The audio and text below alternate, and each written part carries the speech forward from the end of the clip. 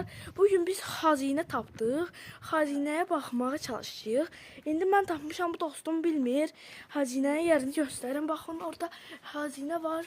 Bilinmir nədir, görürsünüz? Baxın.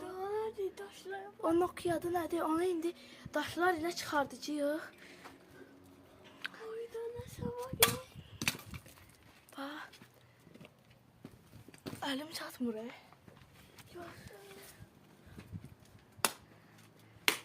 Topu atsan yaxşı olar, topu at, topu. Topu. Aldı ki xəlim var ya. Oh. Elhamdülillah. Nasıl diyor o demir? Ver bir daha mənə. Oy, düşdü. Bir tane de var. Nerede şey?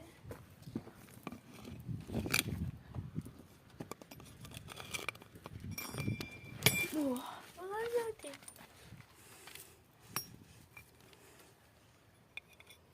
Böyle bir şey çıktı, bakın. Allahu Ekber, Allahu Ekber. Azan verilir. Allahümme salli ala Muhammed ve ala Muhammed. Salavat çağırın. Kanalımıza abone olmayı unutmayın. Sağ olun. Sağ olun.